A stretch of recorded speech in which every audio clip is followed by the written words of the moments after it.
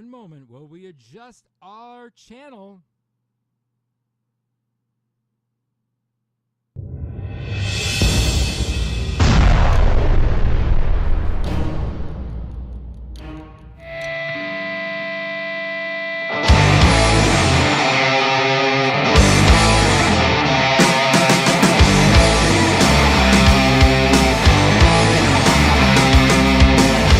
Sit back and listen to what I'm telling you. You walk into the night, get ready for a fight. There are those who wanna slay you, and those who are gonna love you. And a trick, my friends, know who's from her.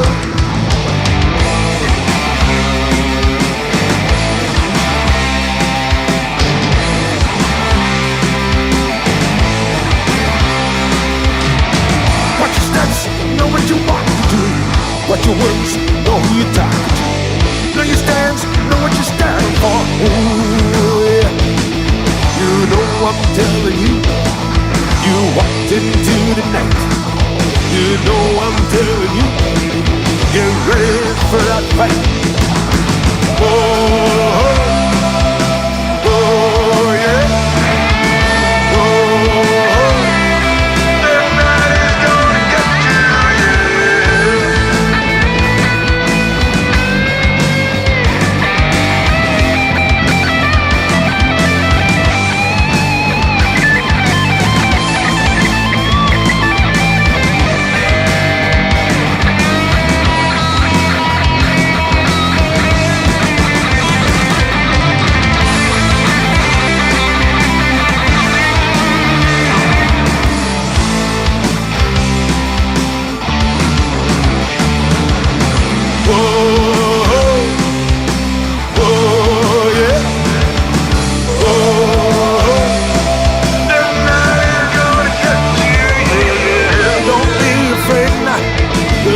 I say to you, stay on your path, my friend, but beware who walks with you.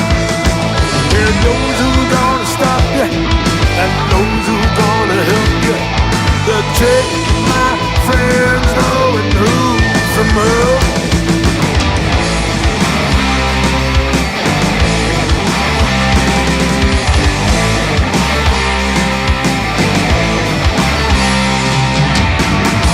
Steps, know what you want to do, what your words, know who you're talking to. Know your stance, know what you stand for. Ooh, yeah.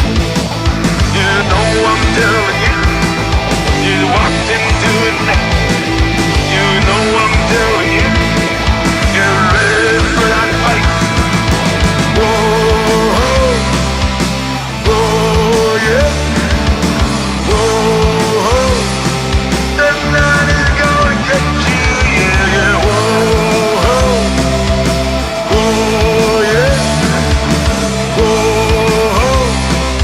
night is gonna get you, night is gonna get you, yeah.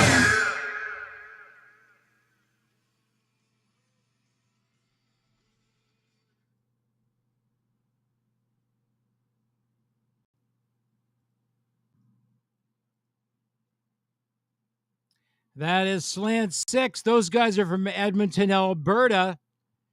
And that is The Night Is Gonna Get You. That's a little video I put together using the track. This is another way that artists can actually get paid. So in that track, of course, all the metadata that's involved in collecting royalties is embedded in that track. So if the video and the show trend across Facebook, which it is, our artists earn money, royalties, every time that video gets played and their song gets heard on Facebook.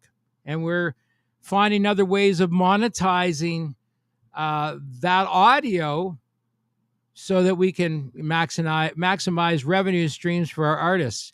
The guy mixing that is in the green room right now as we speak. And he's been around. He's we're going to be talking about his history. Phil has history steeped in the music industry and working with some really, really great producers over the years. He's got a great pedigree. And he knows a thing or two about sound and a thing or two about recording and production, music production. And I like this guy just as a friend, but he's a really smart dude when it comes to this stuff. His name is Phil Anderson. Hey, Phil, Hello. good to have you here. Yeah, it's good to be back. I'm going to switch this up here. Hang on a second. What is the, I don't know what is with this thing today. Now we're doing the Brady Bunch here. God, what's going on? They keep messing around with us, right? So now Right. it's not going to do anything. It's gonna there we go. It's going to put us over here. Let me see if I can find a better way to make this thing work. All of a sudden, they changed this up again. The format on here. Right. So they're always messing around with stuff here that I'm not really happy with. So I'm just going to see if I can get out of one of these sources here because maybe that's what's messing with things here. There, we'll remove that. There we go. Hey, there we go. 50-50. I'm going to flip you back over to this side because then it looks like you're looking at me. It looks like I'm looking at you. Here we go. So you got a musical career that goes back to the days of Le Studio. And that's in the Appalachian Mountains in Quebec, where like great bands like Rush and the Police and a whole bunch of other really famous people recorded. The chief engineer was a guy named Nick Blagona. And I wound up working with Nick shortly after the studio for Nick, because he went out, I believe he was out with Deep Purple for a while. And then the Police live. And then he wound up being the mastering engineer, Metalworks. And I had no idea who he was. I was just a guy kind of starting out. And I thought it would be a good idea to go to a better recording studio and maybe figure out what they were doing. Maybe learn a thing or two, right? Yeah. Yeah. You couldn't look it up online. It was interesting about that history going back to Le Studio because that was like a residential place for people to stay. They even had a really beautiful home on the lake there where the artists could stay. Yeah. And that was burnt down, I believe, by one of Nick's buddies. He and Ian Hunter were staying there. And they had worked together on Nazareth and that sort of thing. But yeah, overall, an incredible facility. And you got away from everything and you were able to just focus on working on your art and not, your friends stopping by. Yeah, there's some, I can't remember which artist it is. There was one artist that was there at the studio for 5 months while they recorded. Oh yeah, you never wanted to leave. It was beautiful. That was part of the problem. Well, and the cool thing about things that I learned about Le Studio, now maybe you know a little bit more about this, having worked with Nick Blagona. Yeah. He was sort of the chief engineer there, right? He was like he and Andre got things going, and then Paul Northfield showed up, and as things went, I mean, it was the studio on the planet to be at. They had guest engineers who came in there. Oh yeah. Like 100%. really high, like really high profiled, really well respected engineers. Yeah, Bob Clearmountain, Hugh Padgham, what's his name that produced Queen? Roy Thomas Baker. Wow. All of them. Yeah, it was unique, and it was a beautiful place. I'd been there, and hung out and saw this incredible recording studio, and everything about it was first class. So were you an intern back then? I was a bass player. Oh, so you weren't even in sound engineering back then? No, like I was playing bass in a band called The Models, and then I wound up starting to do sound for the bands that would open up for us. Right. And plus I had played in a band before and was doing the sound checks and that kind of thing. And when I joined these guys, we would have opening acts, and then John would say, "Hey, you do sound for the opening guys." I'm like, "Yeah, sure." Were you when you were playing in a band? Were you like the guy that tweaked your sound, your house sound? Well, my first band, we had a sound guy and a lighting guy. And then with our models, we had two stage guys, a front of house sound man, Right. and the lighting guy. We had four crew. But that's in the 80s. Again, when you were playing in the 80s, you were playing 6 nights a week. And you had to have incredible engineers. Like I remember in Edmonton,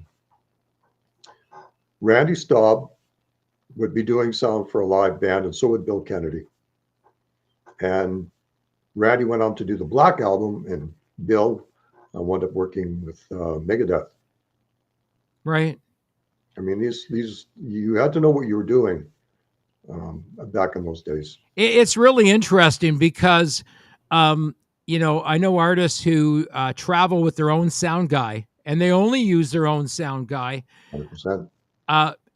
Because he knows every single word and every single song, knows where it's going to come because he listens to the band's music all the time. And Yeah.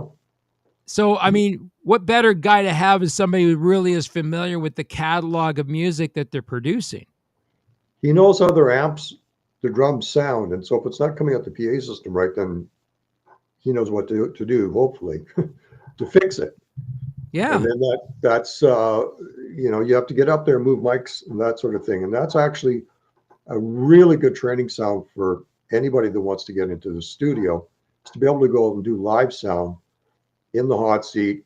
There's nothing, you know, the good news is the mix is going by and nobody can play it back and go, oh, you missed something here. But Right. at the end of the day, you do have to learn how to get balanced real fast and EQ to different situations. You can have the same PA system and be traveling different rooms, and then you could be using a house PA. Right. Have to adapt to that. I think it's one of the best situations you could find yourself in. Yeah. When I was in a band, you know, I never was in I've been in a couple of original bands where we played out, but not very much. But when I played in a cover band, Yeah. you know, I did the sound and lights for the band. Yeah. In And- Western Canada, we had a really unique thing. You could actually get paid fairly well. In the 80s, you could make between $3,000 and $10,000 a week. No. But as a musician, I did Yeah. all our own lights and all our own sound. Yeah, that's too much. I dialed everything in before a show. We would do a sound check, and I dialed everything in before the show. Yeah. Yeah, I would do that a little bit, but our sound guy became pretty good. It was nice to just be able to. We didn't have a sound guy. We couldn't afford one. Yeah. So it was Yeah. like, you know, we bring our own. Most of the places we played at, you had to bring a PA. Yeah. Well, that was the You're- same here. You had to have a massive sound system and you needed at least 24K of light. Yeah. It was important. Most bands had at least a cube van or a 3-ton truck. Thank God for LEDs when they finally came in. Yeah, that was long after my day. We were Part 64s. Then the reflector kits came in. The lights dropped to 600 watts from 1,000. So Yeah, and you sweated buckets under the freaking things. oh yeah, yeah. And if your lighting guy was upset with you, he'd just leave the lights on you and just burn you. Yeah, he just burn you. That heat. I mean, all those rays hitting you. Yeah. That is like some massive heat generated from those things. We had 56 of them on stage. Yeah, we didn't have 56 when we did our live show, but I had 10. Right. 10 cans that were all like, you know, 400, 500 watts each. Yeah, we had 1,000-watt bar cans that we converted down to 601 reflector kits. Oh, wow. Yeah, and so we'd have to tie in often to the club's 220 system. That's a follow spot, and It'd be sucking lots of power. oh god, yeah. Yeah, we used to I had to figure out the par cans that I had set up, so we had to run them off 2 circuits. Sure. And we could get away with the 10. And the great thing about them is what I was using photo bulbs with gels. There you go. Yeah, well, that's kind of what the parts. Those were the reflector kits. That's what they went to. From Like I was using like projector floods, but they were like 2,500 watt projector floods. Oh man. and they put out just this massive amount of white light, No right? kidding. So Yeah. I put a couple of just plain white ones Yeah. in smaller cans. And you know what I made the cans out of? I made them out of furnace duct. There you go.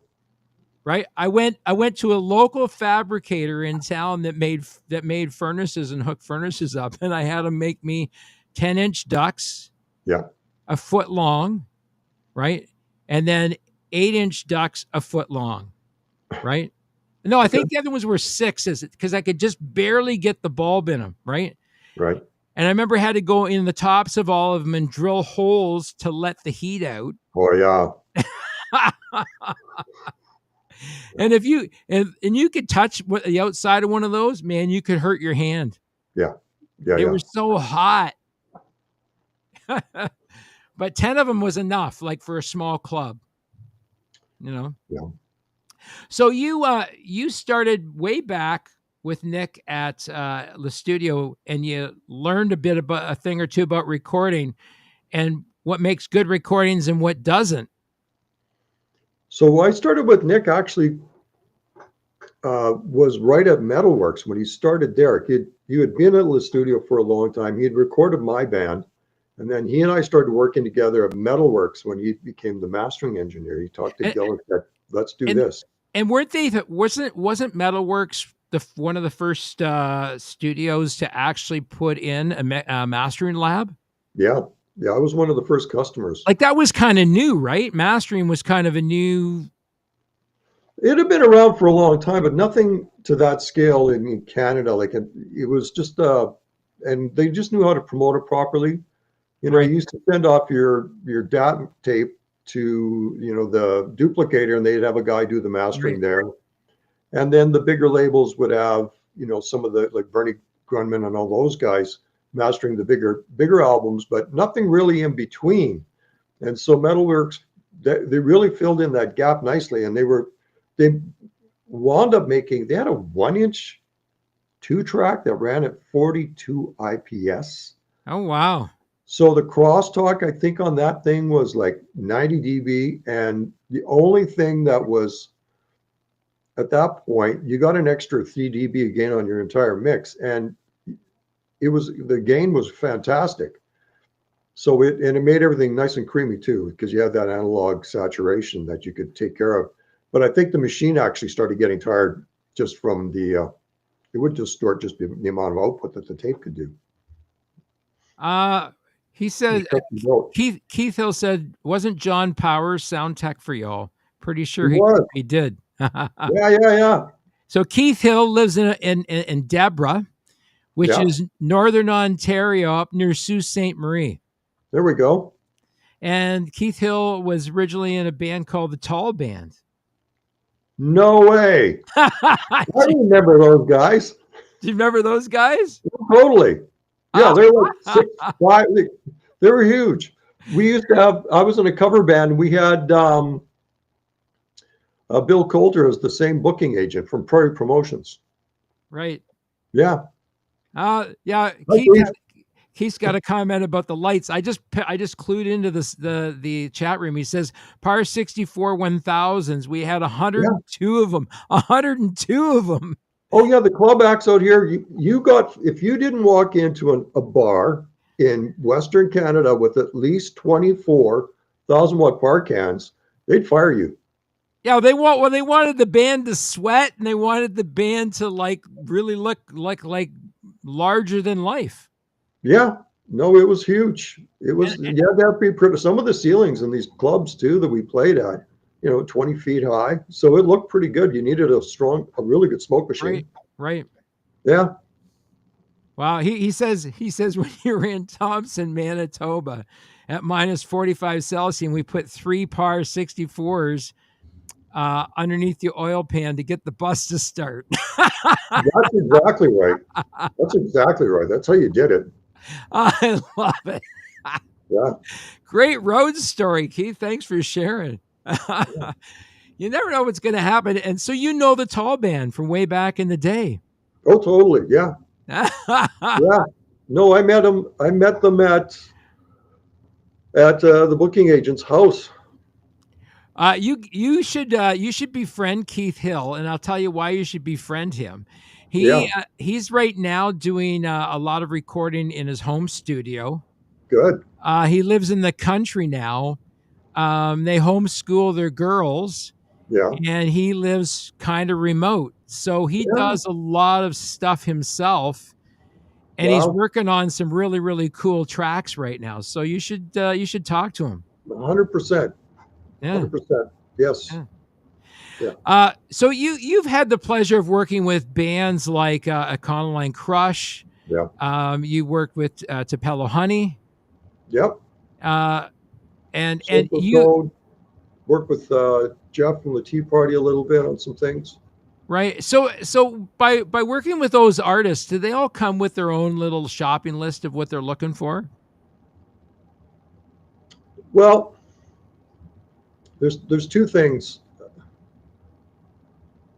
They have they were already established, like so when I got to work with them, they'd already kind of been through the demo stage and already had some success.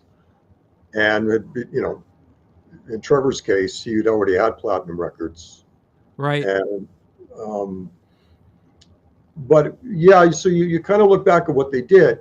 But Trevor would give me, like, we were developing stuff, like, this is a long time ago now, man. It's like 2007. Right. I got all the multi-tracks from everything that they had done, and you just said, mix everything. See what we can do with what we got, what we've done Right. in the past. And we revived a couple of things and then sort of looked at what wasn't working in the band and came up with a bit of a plan Right. to make things better, where we could find out places where we could improve. And then he and I would co-produce some projects and all that sort of stuff. Nothing was etched in stone.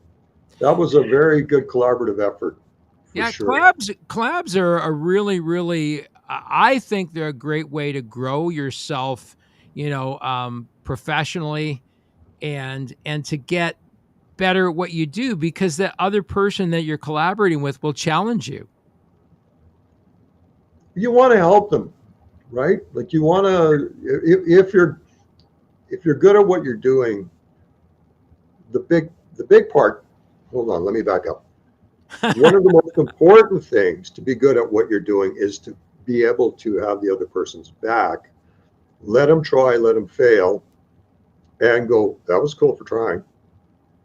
Yeah. And don't worry about stuff. There's no judging. There's all, let's try this, let's try that, let's try this. Now, if you see them going in circles, that's when you have to develop character in a way, your own character in a way to sit down with somebody and kind of go, okay, you did this like this, you've done it like this, let's listen to them back to back to back. Right. I remember there was a band, I won't bring up their name, but I got to work with Garth Richardson with. And during pre-production, they did 3 songs in a row. They all sounded exactly the same. Right. And then it came down to some simple things to fix to make it better. But it was, you have to be very careful and make sure you're always supporting people's egos when they're trying to get something done. Judging doesn't work, and control definitely doesn't work. And so when you can just let things be cool, let them do things. Just keep your mouth shut, watch, let them try, and then, there's always tomorrow. Yeah, I mean, the other thing is too is that part of it, I think part of the collaborative process too is sharing your own successes and failures with that person, in terms of, what, I've been down this road, I've tried this, Yeah. right? I've tried this, but did as a collaborator, I would say, well, did you try it with this little tweak? Oh yeah, like I get hired, Right, like and you're going to go, no. Yeah. No, I'm working with a few projects right now where, they know that I've got some ideas and I've figured a few things out. So when I come in, everybody's been very respectful and kind of going, what do you think? And like that, and I'll just go, okay, well, let's try this, let's try that. And I figure out what they do first before I start telling them how to do things. Right. I want to find out what it is that makes them work well, and then I can get to the point real quick as well by doing that Right. without being blunt. So now that's sort of tutorial approach, right? Like you're Yeah. tutoring somebody, right? Yeah. Well, you always are. Yeah. Let's say that you're working with someone and you guys are pretty much at par in terms of, musical knowledge and whatnot. Right. Where do you see the interplay going at that point where both of you have a pretty deep talent pool when it comes to this stuff, but there may be some nuances that both of you can add to the project that make it better? Well, what the best bands, let's zoom out a bit. The best bands are different from each, like the people in the bands are different. So the drummer and the bass player, the guitar player, Right. you'll find them to have completely different characters. They're not getting in each other's way because they bring something to the table that's unique. One guy's introverted, one guy's extroverted, one guy, is insane. And one guy's falling out of the van with a case of beer behind him,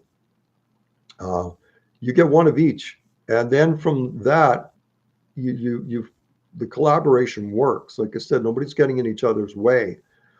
And then when you've got two people that have strong opinions in the same band, at the end of the day, when you respect the other person's opinion because you know that they're good at what they're doing, then you're fine. When the other person, has no respect, Right. then you let them run. Yeah, I mean, collaborative processes, can take on a whole lot of different things. When you went to start working in the mastering lab, so was that your first experience working in a mastering lab, going back to when you started at Metalworks? So Nick was the mastering engineer, and I had just finished a project, so I flew out there with him, and then Nick was doing all the mastering. And what I wound up doing was flying out there probably every 6 to 8 weeks. I did about 17 of the independent records that were out of the set. Like HMV used to have a 20 CD rack of the local bands, and I think at one day I walked in there were 17 out of the 20 I did, and out of 10 of those, I think Nick had mastered. And then Gil and Alex came up with a plan to get me to mix out there. So I could mix out there, and then Nick would master, and then Nick would come back to my place. And we would co-produce projects together where he would engineer, or I would engineer, he'd produce, and then he'd get on the console, he would mix. Right. And, or variations on a theme, where I do all the pre-production, and then he would come in and just finalize things, whatever needed to be the case. So we just worked incredibly well together. There was never a clash at any point between the two of us, ever. That's awesome. Yeah, it was really hand in glove. It's awesome for that to be like your first big experience, like working with someone doing that kind of stuff, because you were relatively new at that time, right? Yeah, like I lucked out. Yeah, because he was brilliant. Like over and above, great mentor, engineer, a smart guy, and everybody loved that guy. Like he would walk into a room and it would light up, no question. Yeah, he obviously had a really unique personality and sort of the willingness to provide you that guidance. Knowledge transference to me is a really important thing in terms of, because when you're gone, that knowledge is gone with you unless you find a way to impart it on to others. Yeah. I've taught a lot of people. Michael Muscat's just checking in. He says he's over at the Fillmore watching Mammoth coming on shortly. Cool. Speaking of imparting knowledge. He was telling me he was going to that show. Michael is a bassist, but he was a guitarist, I believe, before he was a bassist. And he has an interest in doing what you do, like, having learned that process. Is that a handmade diffuser behind you? There's a guy in town that builds these, and the finish isn't great, but they work beautifully. Wow. Yeah, it's a Skyline diffuser, and how big is that thing? It looks mammoth. It's about 10 by 4. 10 feet? Yeah. By 4 feet? Yeah. Oh, it's like freaking wall length. Oh yeah, no, and there's still room on either side of this room too. So are you in your control room? Yeah, it's just basically what I've done is I put it in the basement of a house for now. I'm going to rebuild something coming soon, and I work out of another recording studio, but this is where I mix, and it's fantastic. So I can get up, Sunday morning. Right. I'm an early riser. Like I'll be up at 5. And I'll have my house coat on. I'll just come down, kick on the console, and away I go and get a lot done. Is that an insulated basement? Oh yeah. So here's the cool thing about concrete, which a lot of people don't realize about concrete. So concrete is really great if you put something in front of it. It's really great at transferring the heat that's produced by sound in the room. Yeah. And diffusing it. Concrete buildings that are properly insulated, when the sound hits the wall and goes through the insulation, it generates heat. Yeah. That heat has to dissipate. Instead of reflecting it like concrete normally would do, it's heat. And what's concrete do? It absorbs heat. Yeah. So instead of bouncing back that energy, it actually absorbs it. Yeah, it's definitely better. Like you can run into problems with when you start using green glue with 2 slabs of gyprock, because that will reflect low mids back at you like crazy. Yep. Yeah. I did a number of things to treat my main sound room when I built it here. Yeah. My studio is actually constructed of steel. Wow. But it has 2-pound closed density spray foam insulation on top of it. Okay. What makes it you like when you pound your fist on the outside of the building, it's like doo, doo. Yeah. Right. And that is followed by an airspace, and then we have like another R35 insulation, and then the studs, and then. But we did what you said. We put green glue on it. Yeah, you got to be careful with that stuff. It does like to reflect stuff back. If you put the right amount of green glue on it, what it does is it actually squashes out when you tighten the drywall. So if you use a proper dimpler when you're putting the drywall on, it will naturally spread that, but you got to put it on uniformly. You do. Yeah. Like I think we used like a tube per sheet. Oh, freak. That stuff's expensive, man. I know. Expensive crazy. shit. And I decided to do it because everything on the net that I could find research-wise on building my studio said use green glue. Yeah. Everybody was really well. It isolates really well. This was 2016. Yeah, but you have to have a lot of really good treatment after that, because it needs to take care of. You got the low mid thing. But here's the interesting thing again, why this sort of worked for us. Yep. So when I built the studio, it's the same thing. We've got this massive amount of insulation, right? Mm-hmm.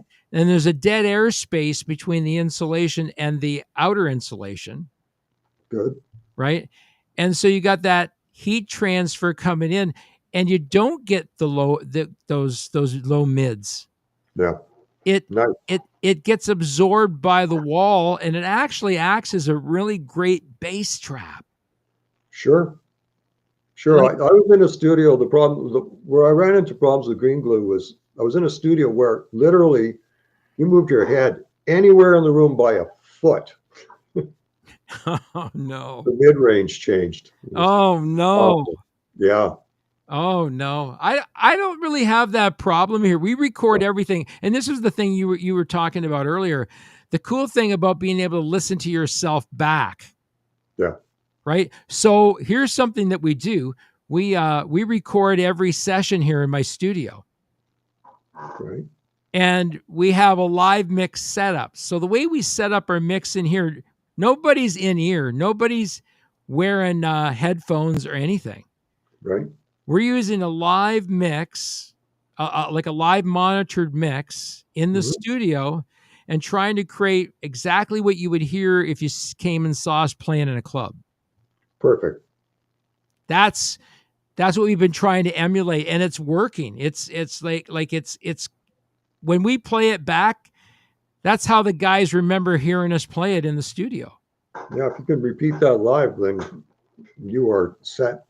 Yeah, that was always the goal with this band. If we ever recorded live, I did not want to disappoint people. I wanted people to hear us play as well as we did on the recordings, if not better. Right. And we know it's better because we've gone and we've re-recorded songs that we recorded 3 years ago. And we're thinking, should we re-release this song? Right. Yeah. Because it's actually better because we put a different feel on it, right? And it's and when you record something live, it's whatever the feel is in that moment. It is. And, you know, as long as you're writing new stuff and then you can look back, it's a stamp on where you were. And that's always a nice thing to be able to look back upon and go, yeah, we're getting better. We're on the right track. Because nobody else can tell you that. Only you can figure that out. And we're listening to stuff that we recorded 2 years ago. We can't believe how far we've come in 2 years with the product. That's fantastic. Like there's some things that we play now and things that the lead guitar player hears in his head.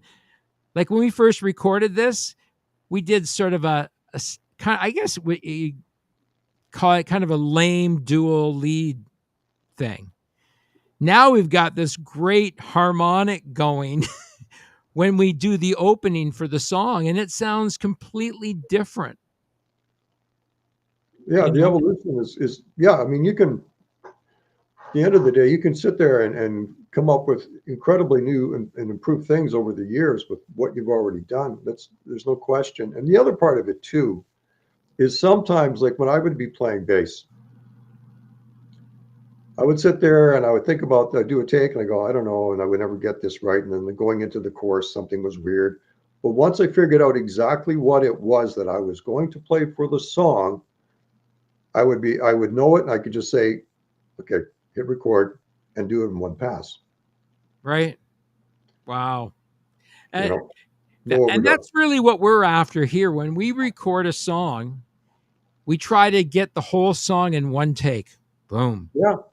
And we're really just looking for our best performance of the song. But again, you go back and listen to it from what we released 2 years ago, and you now listen to what we're recording on that same song today. Yeah.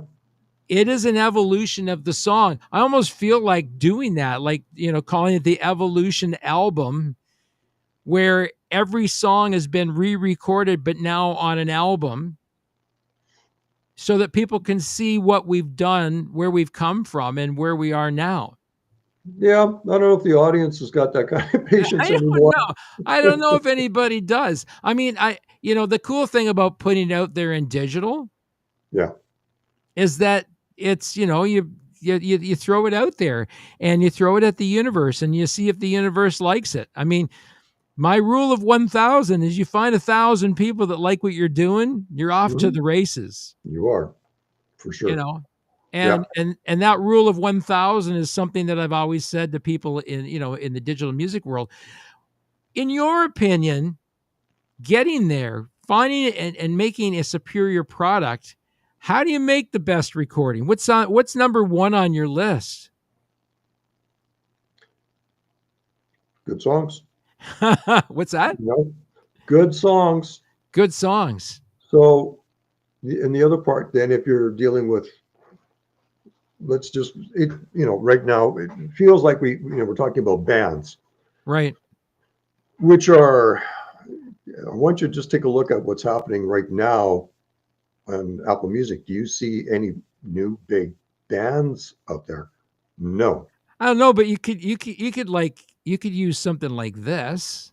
Yeah. Right? Yeah. I mean, having something like that at your disposal makes life a little bit easier, don't you think?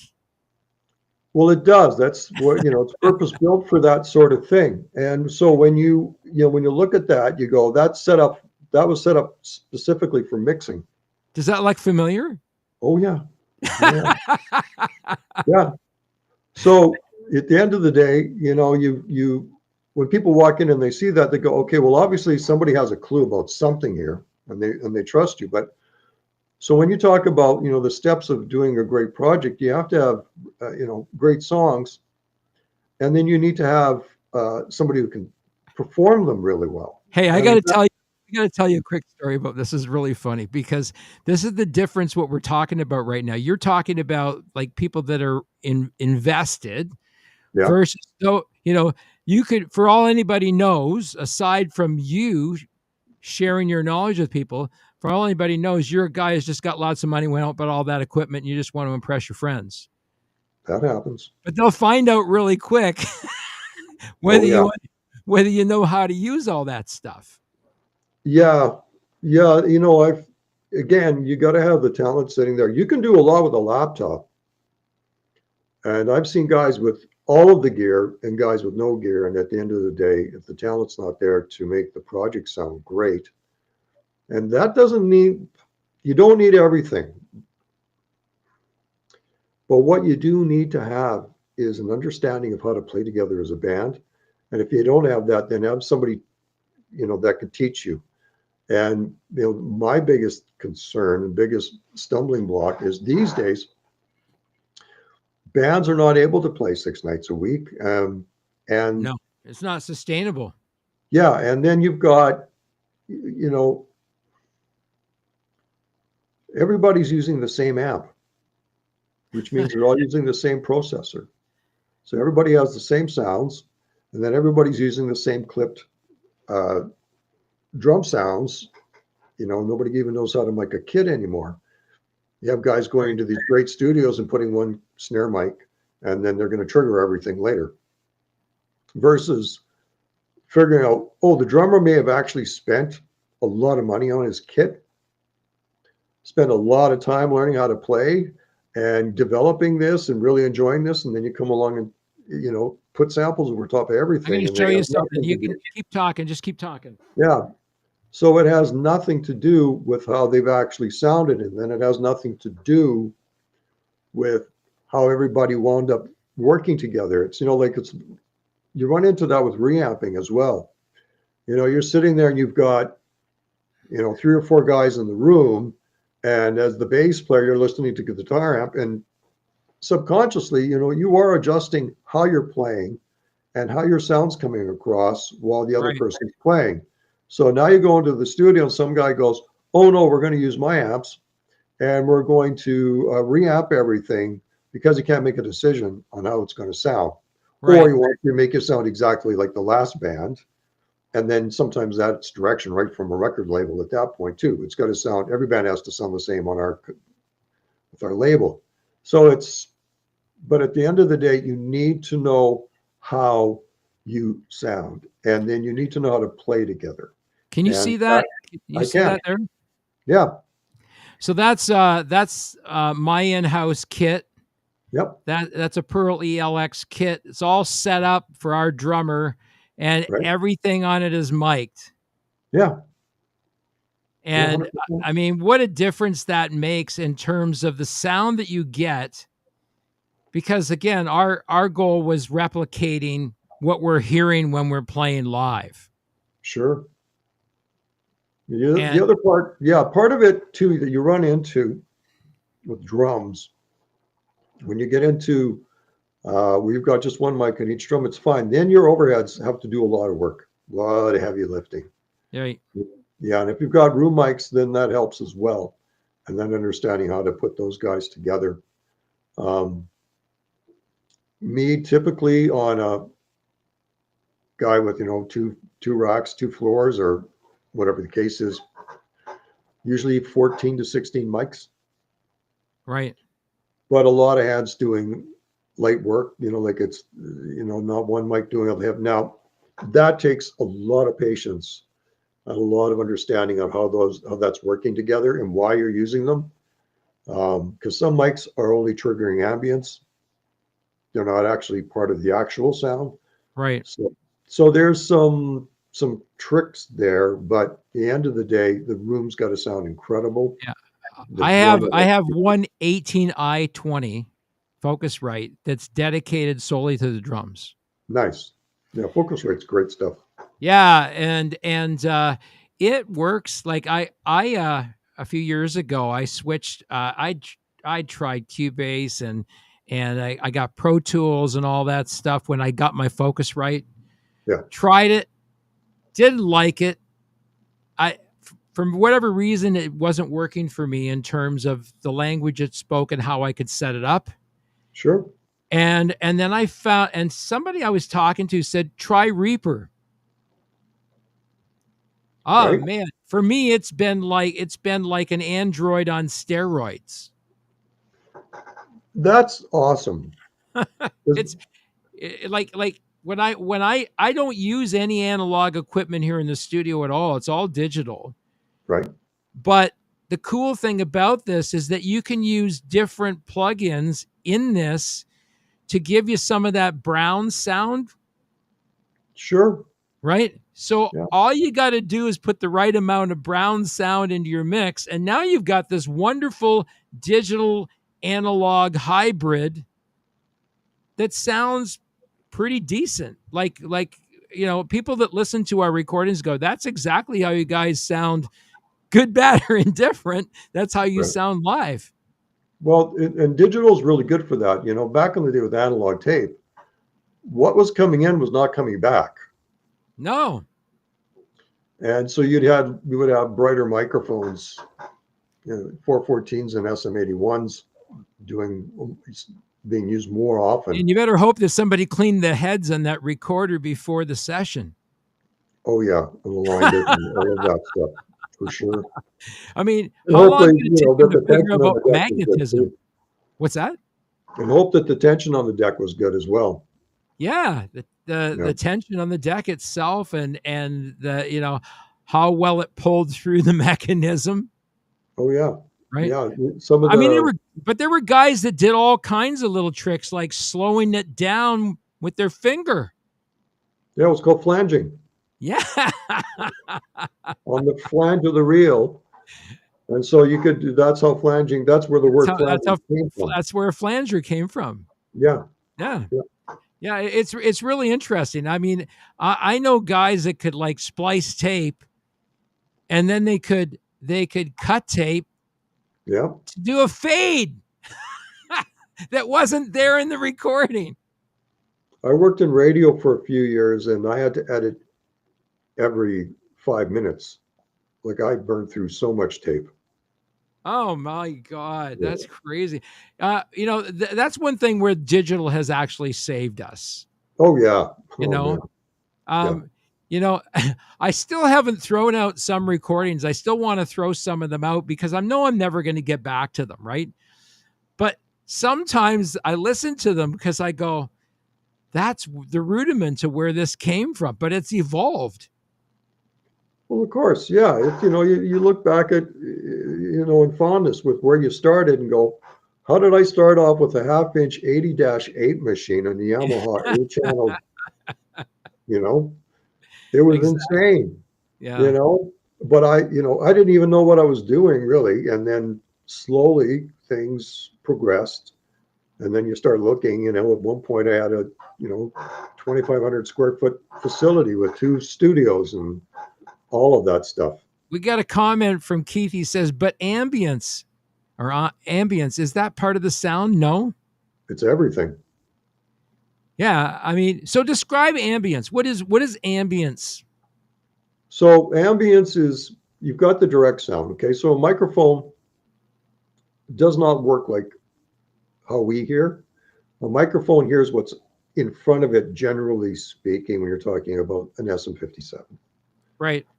And then, so all you're doing is, could you imagine listening to the snare drum with your ear on it and then expecting it at the speaker to sound like that? It's not going to work. The waveform has to develop. The bottom end needs to develop. The bass drum, it needs 20 feet to get all the way down on a really low kick drum. So your ambient mics can pick up all of the reflected sound in the space so that you can tell where you are. It gives direction too, and depth. Now, does microphone bleed count for any of that? Oh yeah. Don't be too quick to edit out all of the noise floor in your tom mics. So here's the interesting thing. So back behind my drummer's kit, on both sides of the drummer's kit, are our guitar rigs. There we go. Now they're mic'd slightly differently. Yeah. Right. So there's a bit of bleed of those that come through the drum mics. There's Sure. a bit, but there's drum bleed that comes through our amplifier mics. Yeah. No, which is very similar to what you would get on a live production.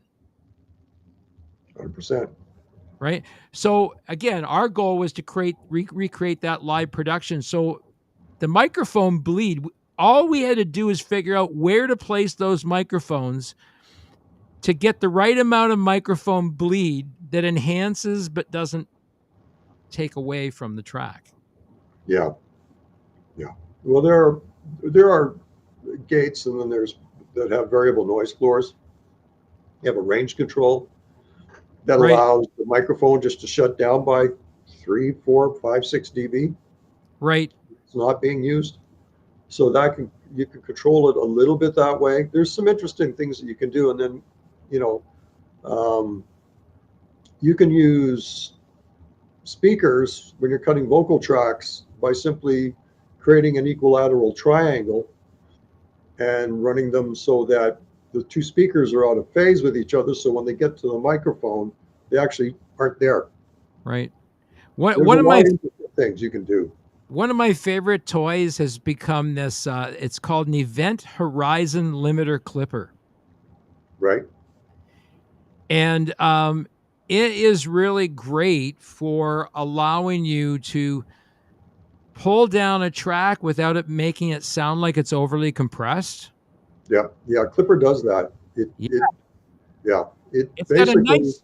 It gives you a nice crisp finish. It gives you a nice crisp finish on the note. Oh yeah.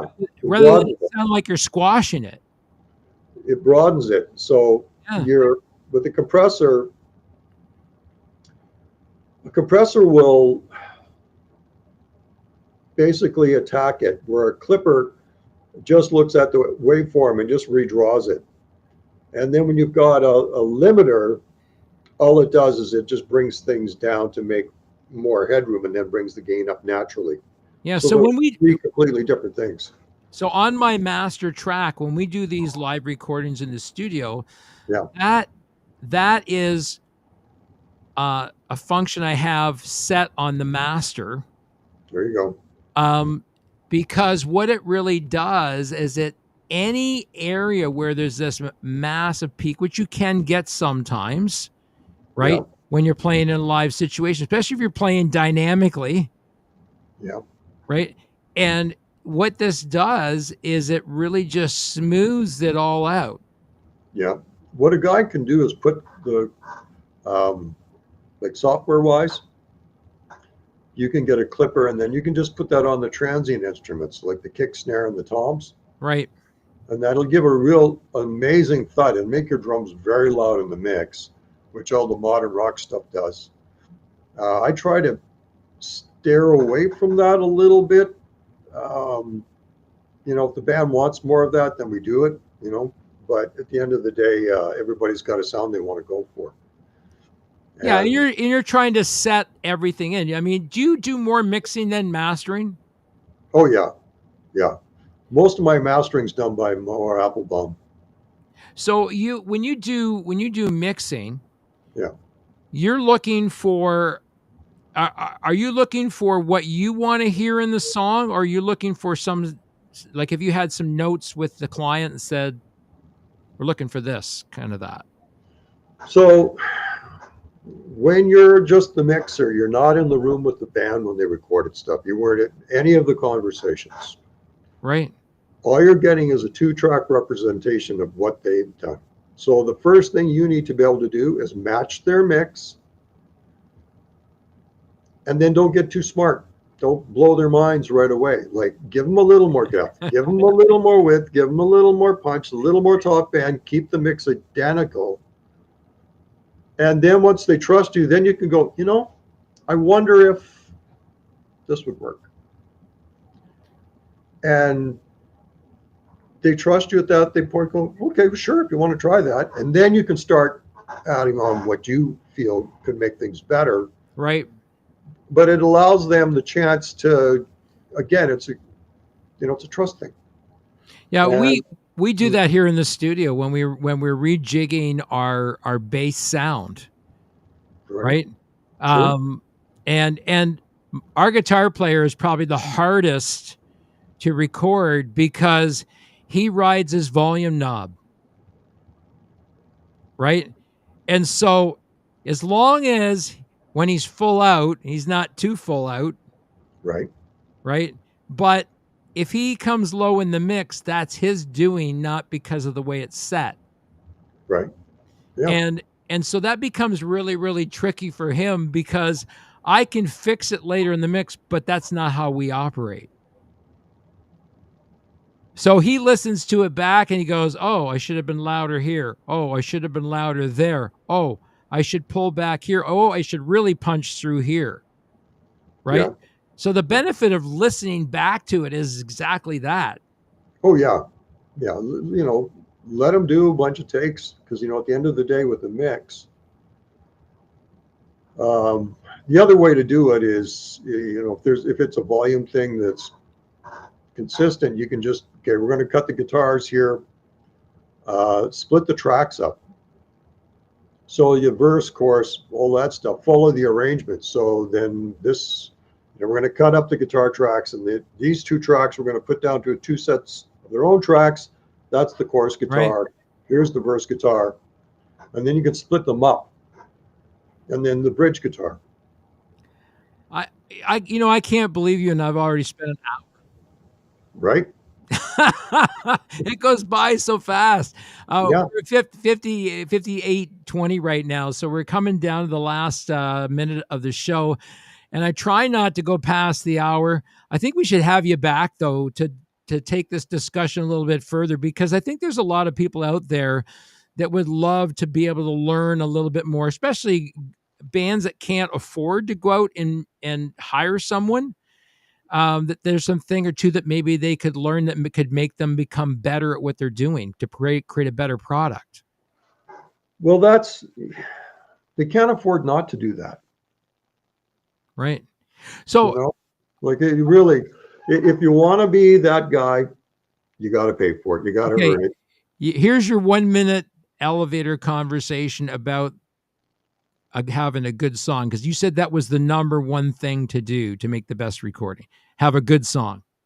A great song, which usually means a great arrangement, and then supporting the arrangement. So when the person that hears the song for the first time understands where they are in the song. You hear the verse, you hear the pre-chorus, you hear the chorus, and you go, wow. And then in the next verse, or whatever is going on in the arrangement, it doesn't have to necessarily be that, but generally speaking, the sections have to be pretty consistent. And then you can introduce new sounds through the song to build the arrangement.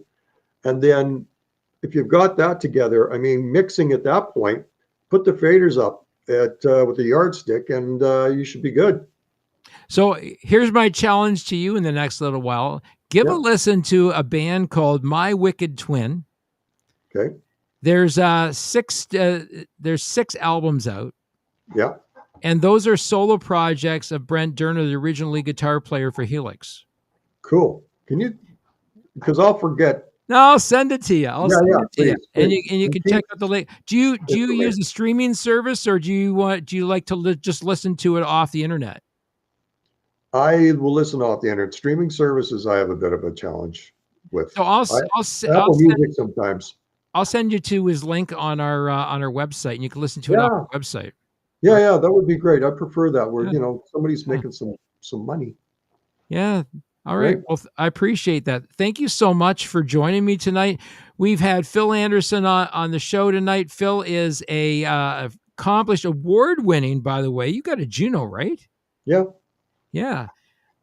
He's an award-winning producer, mixer, recording, sound engineer. This guy, came up through the ranks from musician to producer, and he's doing what he loves. So send him out the love. Check him out at philsmix.com. You can check him out there. And we're going to have you back on the show because I think we need to continue this conversation, Phil. Absolutely. All right. Thank you. Well, Thank you. thanks everybody for joining us. This has been the Indie Show. That guy there, that's Phil. I'm Kenny. You're not. This has been the Indie Show. Have a great end to your week, everybody. And peace out.